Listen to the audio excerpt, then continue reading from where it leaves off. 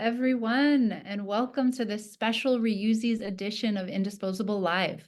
For those of you who don't know me, I'm Brooking Gatewood, host of the Indisposable podcast. So anyone who's listened to the podcast before might recognize my voice. And I am so thrilled to be hosting this live stream today.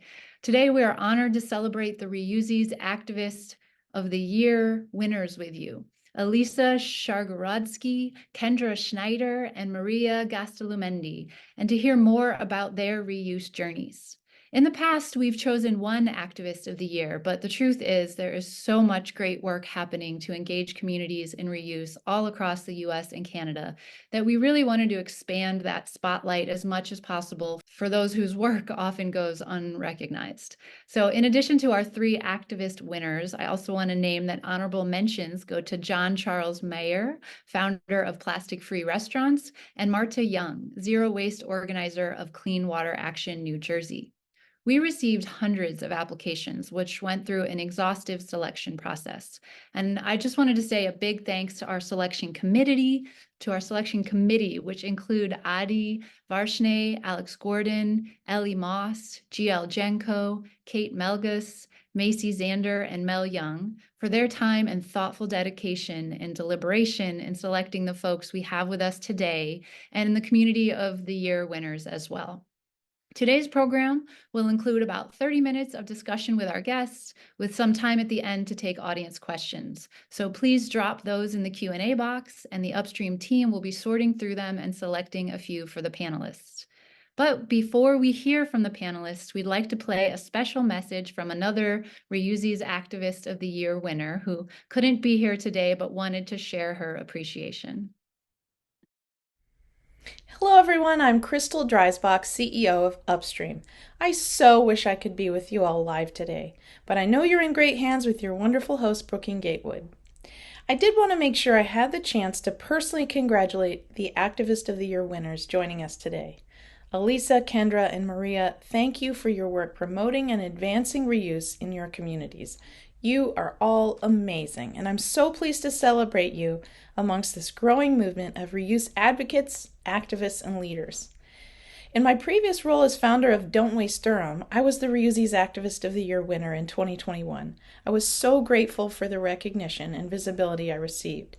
Since then, the Reusies has really grown and evolved, and this year the team and I have worked hard to make these awards even more impactful and meaningful to the winners.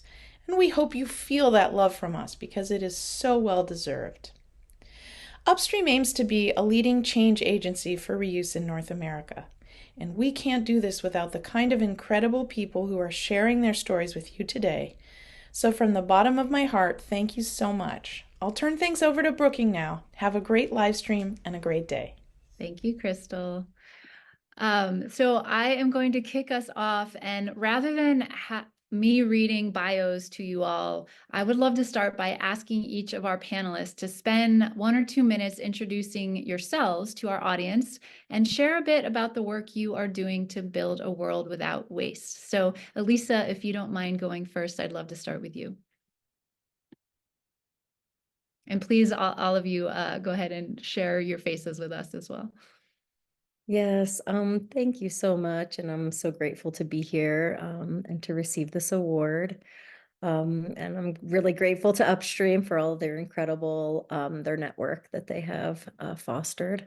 So Ecosystems is an organization that was founded about 8 years ago, but we've been really in the reuse space for 3 years now. And we're in the Philadelphia area, and we predominantly focus on bringing reuse to grocery, restaurants, and event spaces, and working with hospitality groups to kind of help them understand how to move away from using so much single-use plastic. And we're also in several grocery stores building reuse models across multiple departments, particularly in the grab and go sections of grocery stores, since that's such a high volume area where single-use plastic is generated. And we've circulated several tens of thousands of containers for our grocery partners, and our community is really involved, and we work across a couple other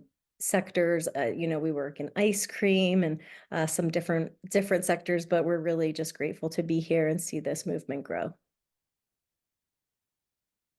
Thank you, Alisa. And Kendra, would you like to introduce yourself?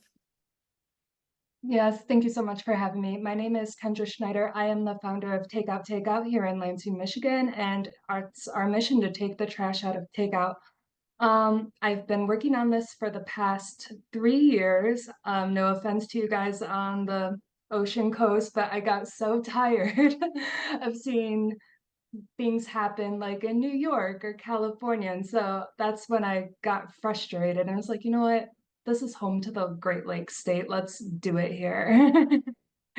And so I've been able to enter into a lot of small programs to help get my business started. I found a partner restaurant to try this out with me. And to date, we have saved over 3,000 single-use items from going into our Great Lakes.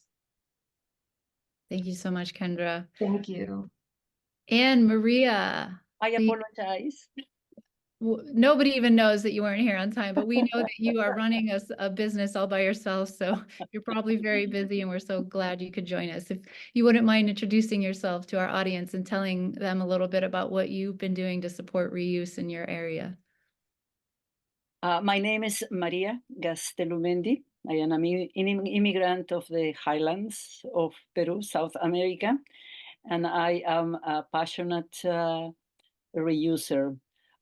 In my business, through my 20 years of experience in the present business, I had implemented reuse at all levels, from frames for pictures and menus to tables. And lately, I found a partnership with a local organization that they can bring the reusing boxes for food to go. So our food to go is going to be returning after the customers use it back to the restaurant. So we are not going to be disposing it to the refuse or to the recycle system in Lafayette. It is part of the way I grew up. I believe that the planet is not an endless resource for us to use and dispose, that we need to conserve. And conserve has been my principle as a Quechua person, native of this land. Maria, thank you. And what you just shared segues perfectly into the next question I wanted to ask everybody. And that is, at Upstream, we like to say that we heart reuse, as in we like to ask inspirational leaders like yourselves, how did reuse get into your heart? What's the story of why you care and why you've chosen to dedicate so much of your one wild, precious life, as Mary Oliver so poetically puts it, to this particular issue? So maybe, Maria, you just started touching on that. Maybe if there's anything else you wanted to add, you could go first, and then we'll hear from Kendra and Alisa as well. This is a question that had been posted to me many, many, many times. Since when you are doing what you are doing, and why? And my answer has been always the same. Native people, they live with the land. They live with the local water. So for us, we are part of that life, that the land, the microorganisms that live in the land, that the water nurtures, that the sun bathes and creates the whole ecosystem of providing us food. To me, that was an inspiration to make my life a voice for that kind of life for the rest of whatever community I participated. So the restaurant had been a wonderful tool for me to implement that vision and communicate to my community that it's possible to live comfortably by reusing, repurposing, recycling, not only with containers to go, but with food, with clothes, with everything I can. I try to give a second life to whatever wood that was used in the table, to whatever water that had been used to rinse the vegetables that is going to water my plants, to coffee grinds, to everything I can recycle and reuse and repurpose, I do it. My garbage is 25 pounds a month, because garbage is only something that cannot be reused, cannot be repurposed. And to me is glorifying my apus, my protectors, the water, the sun, and the land, because that is the essence of who I am. I am part of it. Thank you, Maria. Beautiful response. Kendra, I would love to hear, how did reuse get into your heart? Oh, well, I've always been like a nature lover. I've loved the animals, and it really started to hit home for me during the COVID lockdown, where everybody was just shut in and the world kind of turned off, and you saw nature coming back. But at the same time, I was also watching documentaries at home, like Down to Earth, A Plastic Ocean, and everything. And yeah, to see our trash like pulled out of animals' bodies and realize that's another way they're suffering. That's really how I got on board and started implementing solutions in my own home. I originally wanted to do a zero waste restaurant, something like Maria, but in Lansing, we're not, like I said, we're not there yet. Like I see all these bigger solutions on like the ocean coastal states. So I knew this was a bigger conversation that I needed to have, which is why I wanted to partner with existing restaurants and businesses and open up the conversation to teach everybody how to reuse and become more sustainable. Beautiful. Thank you, Kendra. Alisa, how about you? I'm going to echo Maria's sentiment because I spent many years working for an organization called Village Earth. They're a consortium for village-based development, and we worked closely with Lakota people on Pine Ridge, and just seeing how different Indigenous people relate to this earth and feeling some kind of a rift between my own culture and my own, not so much my upbringing, because my mother is like super into nature and I kind of grew up loving nature, but more just in society and being in a big city and experiencing just kind of the neglect that happens there and the pollution. And I just realized that there's just such a huge disconnection between where the human race is now and how we honor this planet, because we are, like Maria said, we are this planet, and I think that we need to be honoring it a lot more. And so the reuse is just like one small piece of that, and it's a piece that I felt that I could maybe influence a change in a very small way, and so that's what I'm focused on doing. Beautiful, thank you. So each of you has worked in your own ways to support reuse in food service, which, as many of our listeners know, is a space where things like tight profit margins, local health code challenges, social and behavioral norms, and more can create challenges for implementing reuse systems. So we'd love to hear you guys share what you feel have been some of your biggest wins so far that you're most proud of for making reuse easier in your cities. And maybe this time, Kendra, if you'd like to go first. Okay, yeah. I'm actually still on this journey, and it's a big reason why I haven't expanded right now, because Michigan is still under the 2009 food code, and with that, reusables are not allowed by a third party. You can bring in your own and have the restaurant plop it in, but we've gotten used to a world of convenience. And so while I do encourage everybody to bring their own what they can, I do understand as a single mom, sometimes you're running off to drop your kid off at practice and you got to get home and then you have 5 minutes before the next activity, which is why I really want to come in and make it a convenient service for everybody. The little wins I've had is going around town, showing up at town hall meetings, talking to local leaders and politicians, and hearing them. They don't even know it's a problem, and so they're excited to listen. And I don't know what's going to happen on Thursday, but I finally do have a meeting with a state legislator for the Michigan Senate on Thursday, so we'll see. I'm hoping for another win, but I'm really proud and happy that I've gotten them to pay attention and listen. Awesome. Fingers crossed for you. Fingers crossed. Yeah. Lisa, how about you? There have been several wins. Some years ago, I worked with a local organization called Circular Philadelphia.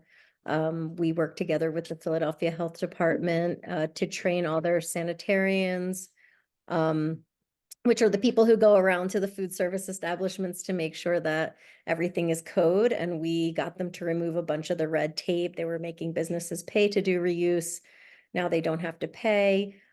We kind of trained them on what are the safe handling practices for reuse so that they could incorporate it into their evaluation process. And that was a big win. And right now we're working with the Sustainable Business Network for a project called Philly Unwrapped, which looks to expand reuse like tools and skill sets to low income communities, because I feel like that's a really big and important focus here. We want to make sure that it's inclusive and that everybody has access. And so those are just a few things that we're working on that we're really excited about. Awesome. And Maria, your entire business, I think, is a win in many ways. Whatever pieces of that you'd like to share with us, we'd love to hear. The one thing that this part of my life had teach me is that it's very, very important to connect with the community. It's very important to know your legislators, your mayor, your councils, the local community organizations, the nonprofits, and the for-profit organizations, because you build a network and you will be so surprised how many things had come to my restaurant instead, and I went going to look for those things, because when I share this vision of reusing, people bring decoration, copper decorations for my walls, uh, uh, lemons from their trees, quinces in the season, apples, all those things that can be reused in the food system that they eat. So the concept of reuse is not only the take out of the food, but is the whole community getting involved, and the support that they show when they think that they are part of the goal. When you are making them, you are part of these recycling things. We work together. I am very lucky to be in a community that is very open-minded about it. We just passed a banning gas leaf blowers. I work as a volunteer for the city of Lafayette at the environmental task force. So these are issues that we sit and discuss, these nine crazy people that once a month sit in a room and discuss these environmental actions that we need to push. So the reusing is the echo that my community shows, because I am not only doing it alone. My whole community gets involved, and that is such a tremendous satisfaction to see that we are all working for the same goal, is our environment, including children in elementary school and high school participating in this goal. My former servers that finish college, they come back to tell me, I am working in this environmental thing, and we do the recycling and we do the planting, and it's so rewarding to see how the whole community had moved on. The children are learning and pushing on the values. And that is the only one thing that I would like to share is these are values that we need to carry on and show that it's not a punishment, it's a satisfaction, is having the weather in the Bay Area by the standards of the scientists of UC Berkeley. Our climate has not been that terrible because the actions of the community. We are all part of this goal: recycling, repurposing, reusing, growing our food, sharing, and sharing. Yeah, thank you, Maria. Community participation is so important, going back to the essence of who we are. Absolutely. Which is another connecting point with another question I wanted to ask all of you. So Maria, you really just answered this next question as well, which is one thing that struck me about each of your applications is that not only are you each running your own business while working, many of you also to make your own ends meet, you're also getting involved in collective change efforts in your area. And Maria just told us so beautifully about why she is doing that and why it's really so essential for the work. And for Kendra and Alisa, who are not in the Bay Area, who are in a little bit more the middle of the country style communities, I'm really curious to hear why do you guys put the extra time and effort into these collective change efforts in your cities, and how do you feel it giving back and supporting the work you're doing? Kendra, maybe you go first. Yeah, so it is important to work together as a community. One of the slogans I came across was to think globally but act locally. And that's important because even though we live in the confines of our city and state and country borders, our trash doesn't have borders. Our air pollution, the water pollution, it travels all around the world. So what we do here affects somebody on the other side of the world. Like I said, if you've seen those documentaries and they're picking through trash, it's from us. You might have never been to Asia, but your trash has made it there. And so that's why I really think it's important to work on local levels, on a global level, so we can all have policies in place to protect not only our communities, but ones outside of our borders. Thank you. Alisa, how about you? Yeah, so Pennsylvania is one of the second largest importer of garbage. So we take a lot of people's garbage here in the state, a lot of other states' garbage, and we're burning a lot of garbage in Pennsylvania. And in Philadelphia specifically, we send a lot of our garbage to neighboring cities like Chester, Camden counties, both like marginalized communities where these incinerators are located. And there is a group, Chester Residents for Concerned Quality Living, Circle is their name, and we always like to plug them because they do so much. They've been fighting these Covanta incinerators for so long, and even though they're like making some progress, the tap of garbage is just like ever flowing. And I think that that's a big reason why we do what we do, is to, even though we're here doing reuse, but we really want to amplify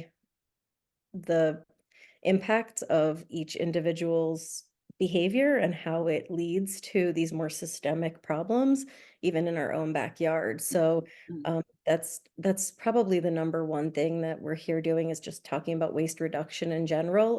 Reuse is a vehicle to deliver that. But I mean, waste reduction is at the pinnacle of what we want to amplify and to make sure that we're getting this into people's minds, to get more people thinking about their own lives and what they're doing in their own kitchens. And because I think collectively, I think that has a much bigger potential for making positive impact, if more people are thinking about it.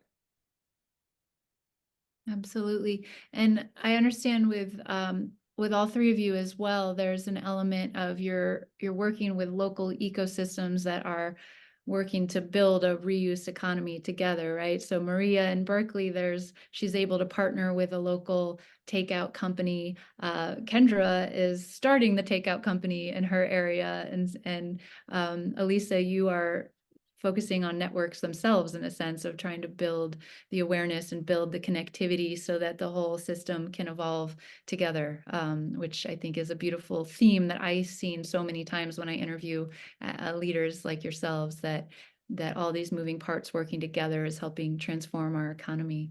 I wanted to ask on that note, so speaking of large-scale transformation of the economy, today in a way is a preamble for our official Reusies Awards ceremony coming up on May 23rd at Circularity in Chicago, where visionaries and leaders in government and industry, people with power to create that kind of big-scale change, are coming together to explore transforming our economy in big ways to reduce waste. And so we'd love to hear from each of you. What would you like to share with this Circularity audience about your vision for change, and what actions you'd like to see government and industry leaders take to support that vision? I will let whoever's feeling moved go first on this one. Let me go first. There is a bigger crisis that is approaching the whole planet. And it's not only the heating of the planet, it's the water resource. I would like our leaders to really consider managing the water better in our farms. There are cities in the valley of California that are sinking because the growers, the mega growers, are digging the water, the underground water, and it's almost depleted. Cities that are sinking completely, grow farms that are sinking because the underground water is depleted. And once that water is depleted, we are going to depend only on these glaciers for our water. Conserving water should be basic, because without water we cannot live, and we cannot keep on fighting to transform our behavior. So if the politicians or the leaders want to take a serious issue is conserving water, finding systems in which the management of water has to be extremely, extremely efficient, trying to reuse the water. In summer, I carry 4 barrels of water 4 times a week to water my plants. That water comes from the sanitary district that recycles the water. 99% of that water is dumped into the ocean because there are very few people that use that water to water their plants. That water needs to be channeled directly next to our houses so we can use it. And if there is money to spend in wars, billions of dollars, we need to readdress our priorities. We need to solve our issues because we are the biggest polluters in the planet, United States. We need to set the values to be role models for a better world. And that should be our principle. Thank you. Thank you, Maria. I guess I'll go next. What I would like to share with leaders regarding our current green solutions, I think Alisa touched on it earlier.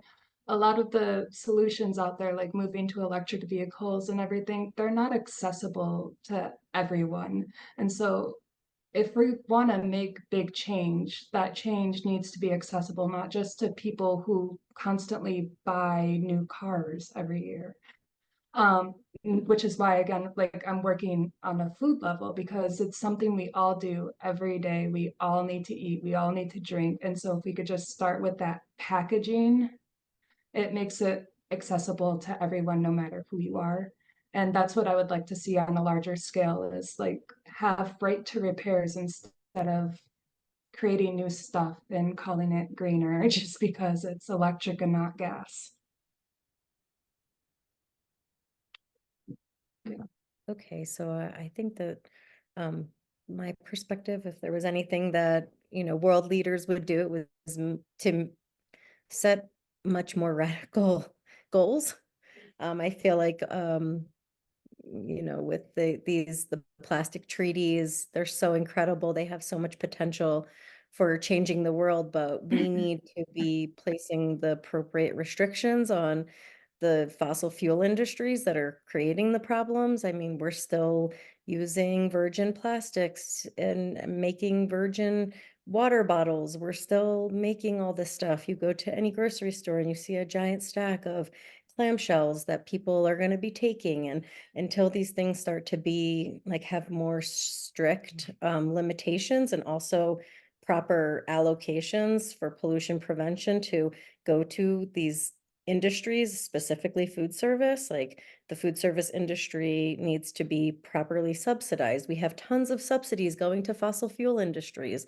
Why can we not redirect those to go to our small businesses to help them do reuse projects? Why can't we be doing things like that? And I think that liberating businesses by providing them with subsidies would probably be the instrument to make reuse grow in a very substantial way. And I'm hoping that that will be the direction that this moves in the next decade.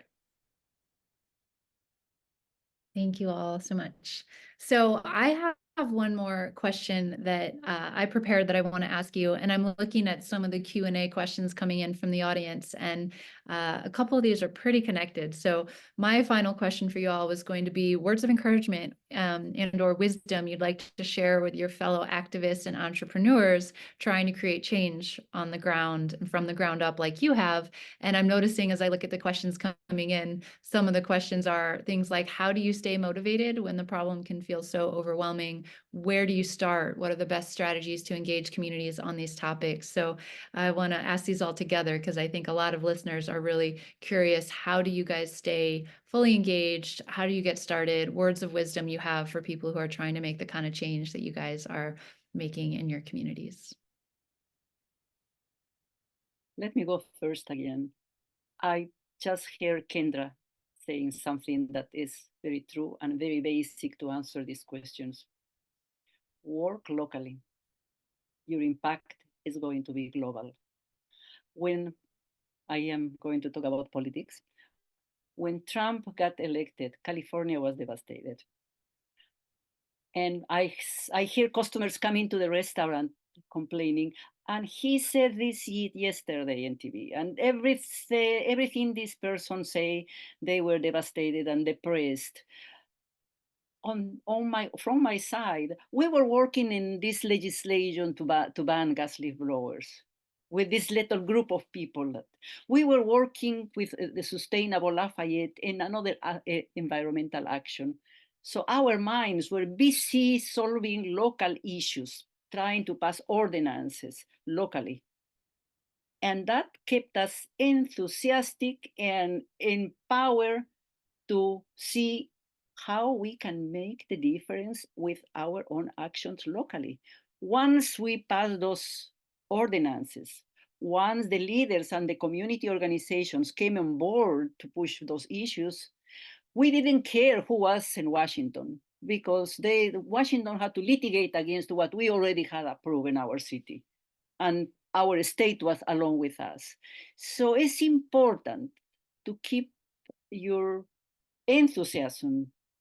Think about the positive things that you can do locally, achieve those things that will boost your energy, and you will be energized to take the next issue.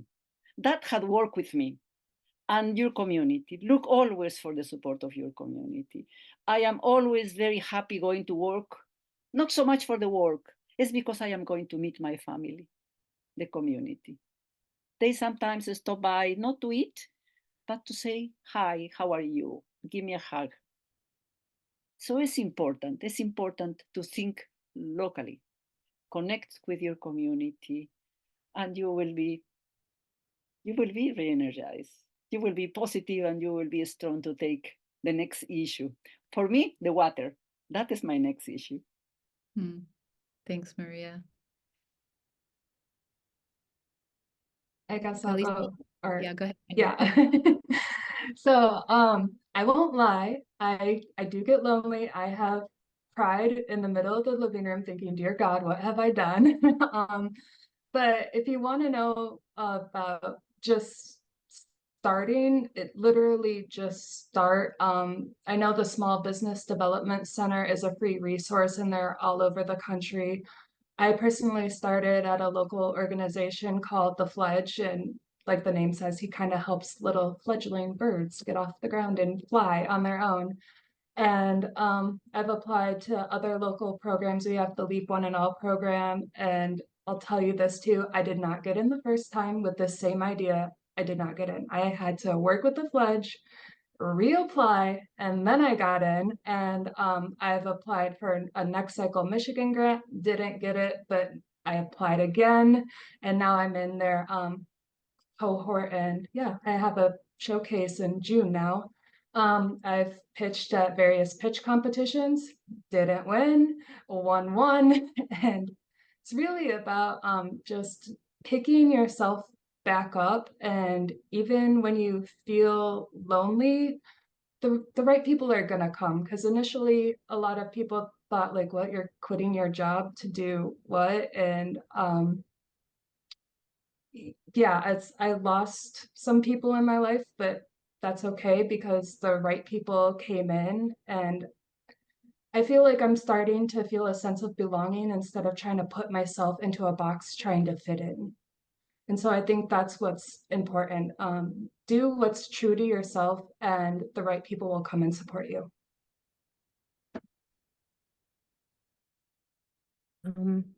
Okay. Well, I guess I'll just start by saying that this path is not an easy path. And it's something that you have to learn to be extremely flexible around and to not have too many ideologies around how it's going to look in the end, because the way you think it's going to turn out might be a lot different than how it's going to go. And the best thing you can do is just continue to pour yourself and your heart authentically into what it is that you believe. And I kind of see it as like a bank of energy. It has to go somewhere. You're pouring your care and your love for this planet into this mission. And it's scary to start, but we need an army of people out here doing it, which is why I'm so inspired by Upstream and their network. When you're in there and you see all the people, like hundreds of businesses and government organizations talking to each other, you realize that this is all of us coming together to make these changes. So you're not alone, and to source these, source the community who's already doing it. And yeah, it is hard, and it's gonna not be easy at times, but it's gonna be very fulfilling when you even make small steps and you start to inspire the community around you to see that things are possible like this. And I think that's kind of what keeps me going, even though it's been challenging. I do see it taking shape, and I think that that's something that's really special and important. Beautiful. Thank you. I'm looking at some of the questions coming in from the audience, and I think we have an audience of people who really kind of want to get into the weeds a little bit with specific challenges and steps that you've taken to overcome challenges. I know a lot of the people here are probably pretty versed in some of the details, and we've been talking at a little bit more of a high level. So we have a little more time, and I want to invite each of you to share a little bit about some of the real nitty-gritty challenges that you've navigated. For example, I know health codes are a thing for some of your work, and just walk our listeners through how did you specifically work through those challenges that might give them ideas for the work they're trying to do in their own communities. Maybe Kendra, do you want to kick us off?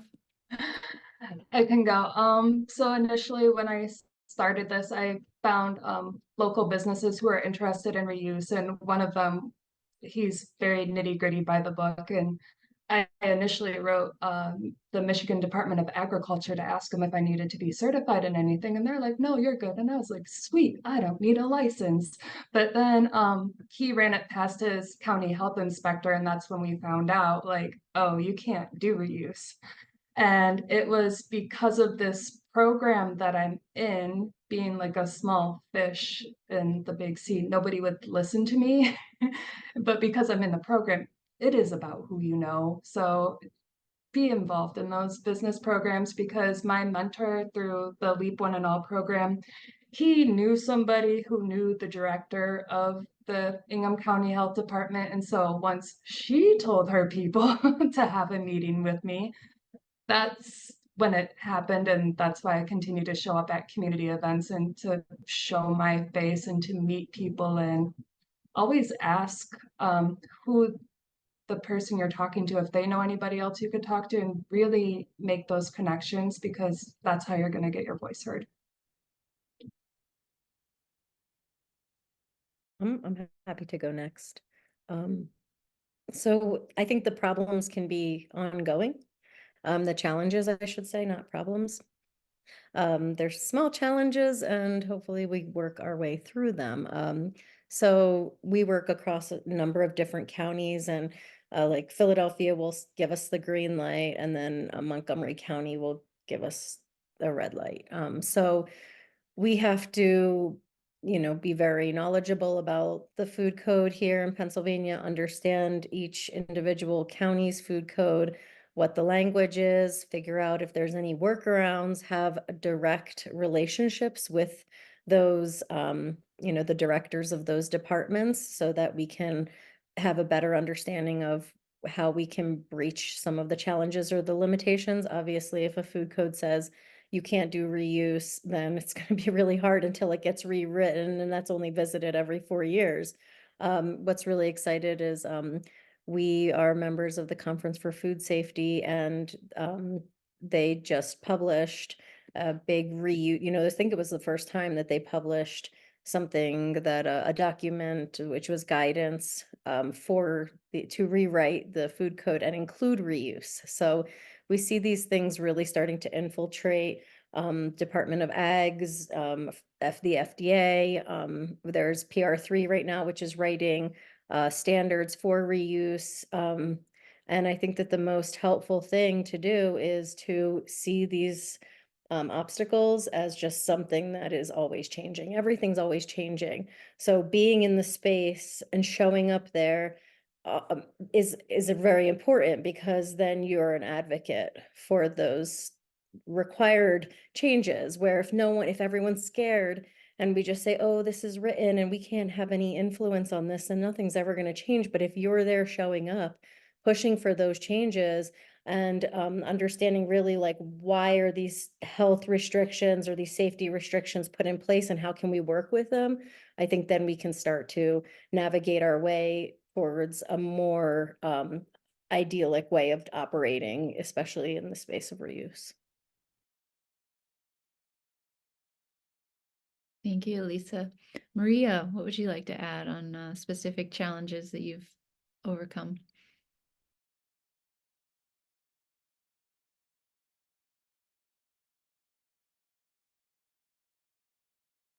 Maria, you're on mute still.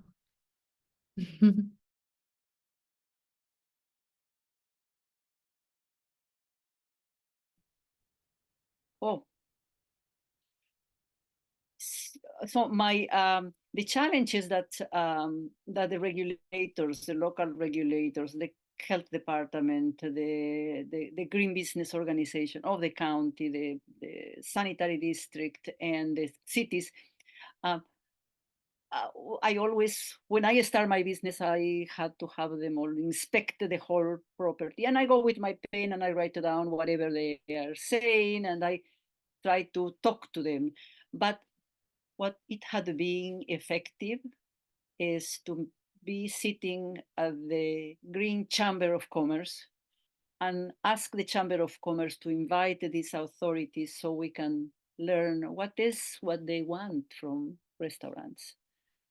That way, I know ahead of time what they need, and they hear, since they know my practice, they hear how I feel about it. And we can see what works better for business and our objective of being sustainable.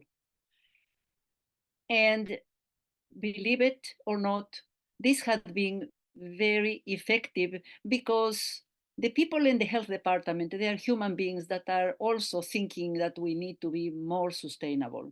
And they like to hear positive input about sustainability. The sanitary district, they want to see reduce on garbage. Working towards that goal, they will help us to reduce. They gave us a big bin for recycle and a little bin for garbage, because those conversations separate one thing, separate. So this relationship that doesn't have to be punitive.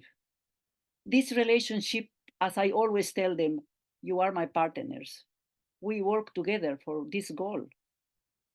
And that way, we have a very amicable way. And the big problem we had was an state problem. When my committee, the Environmental Task Force Committee, was trying to implement the electrification of Lafayette, and the city of Berkeley had been sued by the Restaurant Association because Berkeley banned gas cooking in restaurants. So now we know that we need to address the problem of gas in the kitchens in a different way until the law is written and rewritten to see how we can introduce induction cooktop in the restaurants. So there is always a way that you can address a challenge that is presented by the community, the restaurant community in Berkeley, if you have a friendly relationship with the people who write the laws, because they can hear you. If you have a tool to way to sit at the same table, you can be effective in transforming your local economy. I cannot say that I am going to see the end of pollution where I am, but we are working towards. We are, it's step by step, step by step. Yesterday we had 15 honoring green business awards at the county and at the council meeting. 15 people in the community businesses that are in our side now. They are green businesses that are working for solutions. That is a fantastic way to end my day yesterday evening. Work together with your city, know your council, know your mayor, know your representatives, sit with them. Thank you. Thank you, Maria. And I think I heard from each of you the importance of building real relationships at the local level with those working in policy and not necessarily adversarial, but as partners, as you said, Maria. That's a beautiful message. I want to ask each of you to think ahead a little bit now. So you guys have done a lot of tremendous work already, and we're here to celebrate and honor and learn from you in that.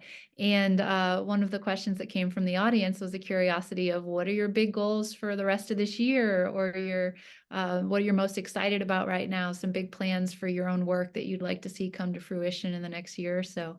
So I'd love to hear a little dreaming from each of you about what's next. Okay, I'll start. Dreaming. Yeah, like I said, Thursday is a big day, and yeah, definitely know your local leaders, and no matter who you are, even if you think you're a nobody or whatever, you don't have power.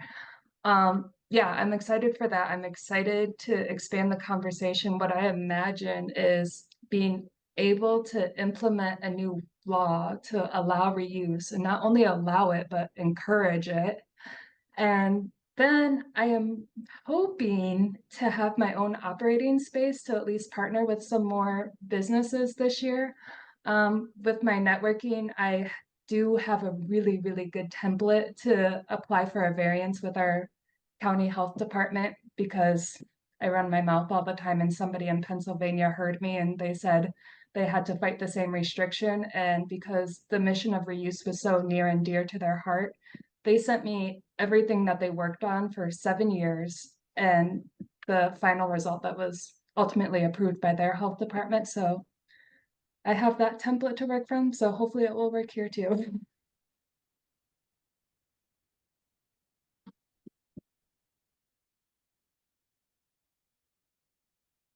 I can go next. I think that this year we have a big focus on trying to get more funding. Since we are officially a 501c3 now, we need to really harness the power of money, because it's needed to do this work, especially when we're trying to bring people who don't have it into the fold, and how can we be a resource to them. So really love the work of plastic-free restaurants, love there's so many amazing organizations in California that are doing great work. Stop Waste, in Alameda County, I'm always watching what they're doing and helping their local community get access. And so right now, that's really a big thing that we're working on, is trying to get funding so that we can liberate some other partners to do this work locally. Exciting. Maria, how about you?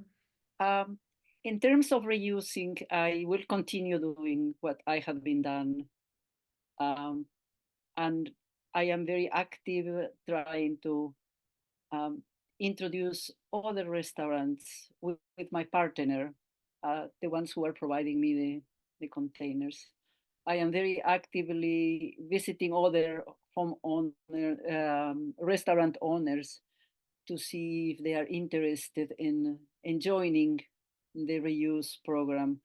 That is something that I promised them at least we are going to have 10 more restaurants to join before the end of the year. My other goal is try to have an easy transition from gas leaf blower to electrical leaf blowers in this community. So that will change the air we breathe, will be a little better. The workers are not going to be sick because the smell and the noise, and the whole community is going to be better off. But it's an uphill battle. We are in the process of educating the community with signs, with emails, with meetings from household to homeowner associations to businesses. It is we have until July to be able to say the community knows is the law, and they need to get an electrical leaf blower. We had engaged the local providers, to offer discounts to buy an electrical leaf blower. So I think we have a good packet to sell to the community in the most friendly way. They can borrow. We have a program for them to borrow the electrical leaf blower from the city of Lafayette, so they can use it and test it. One that is for household and one that is for a commercial one. So we are making things very accessible to turn the things in the most positive way, so we can electrify one more thing in our community. Amazing. Awesome. Thanks, Maria.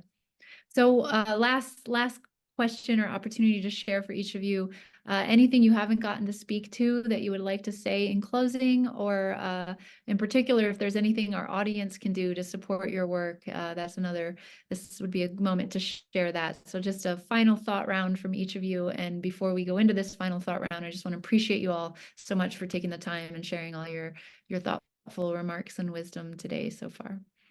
How about Kendra, would you be willing to go first?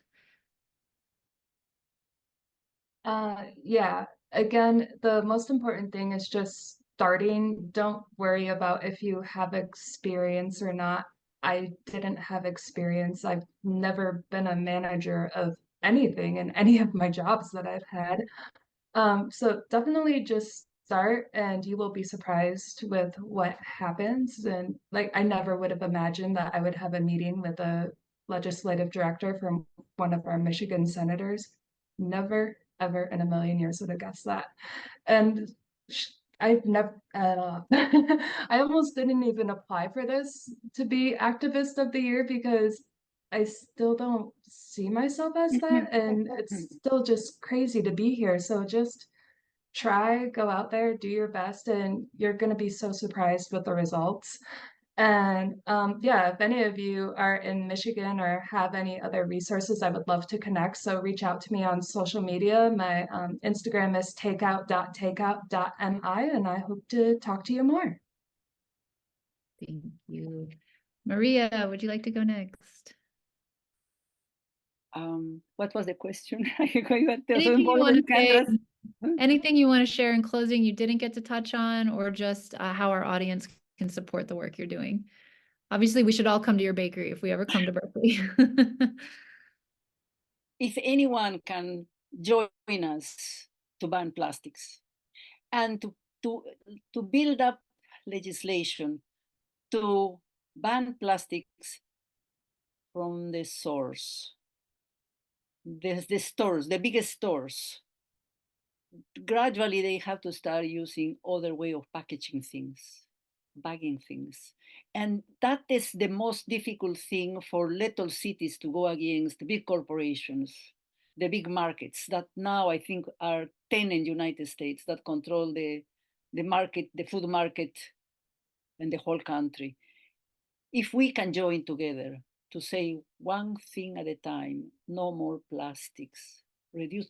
And there is no plastic that is friendly. There is not this eco-plastic that is made with some things. No. Plastic is plastic. Plastic is not good for anything. Doesn't biodegrade. It's going to stay forever. If we can join together, that will be a tremendous help. tremendous help. Mm. And I hope the audience hears me, please. Let's work together on that. Thank you, Maria. And Alisa, final word. Yeah, well, like everyone here has said, community is everything. And working with different people in different areas and meeting Maria and Kendra and being so inspired by them. And it's really just, it's an honor to be in this space. But I definitely will say that everyone who's here, who is thinking about moving into the space or working on this, to please do it, and to not hold back and not let fear get the best of you, because we need everyone to rally around this to create the solutions for the future. Wonderful. Thank you. Thank you each so much for sharing your time and all the work you're doing.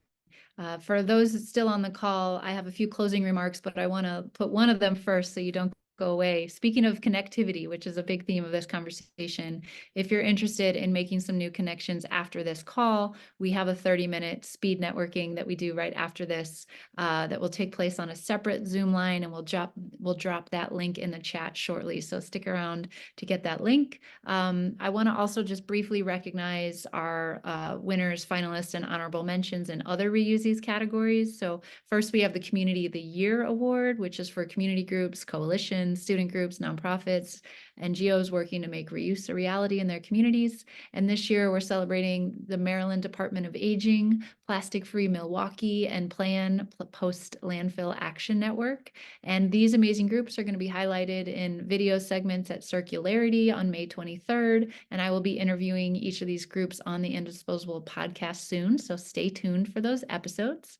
The Most Innovative Reuse Company Award recognizes innovative businesses who are taking the reuse burden off the consumer and making it a seamless part of everyday life, businesses that help build a regenerative, equitable, and circular economy. And this year we have 3 finalists that you can help vote on at thereusies.org in categories for consumer packaged good, fashion and apparel, and food and beverage. So head over to thereusies.org to learn more about our finalists and vote. And finally, again, the Reusies Awards show will be live at Circularity in Chicago on May 23rd. Sign up for the mailing list to receive the post-show announcement and video link in your inbox. And if you're at Circularity, we'd love to see you. We will be sharing a recording of today's live stream next week. You should receive a short survey in the chat now, as well as the link to the Zoom networking session. And as always, to stay connected, visit upstreamsolutions.org, sign up for our newsletter if you haven't already, follow us on social. Our team's work is really all about curating resources and information to help support all the great work that you all are doing. So thank you for joining us today. Thank you to our panelists, to our committees, to everyone involved in this Reusies process and this live stream production. And thank you all so much. Have a beautiful day. Thank you very much. Happy Earth Month. Happy Earth Month. Thank you. Thank you.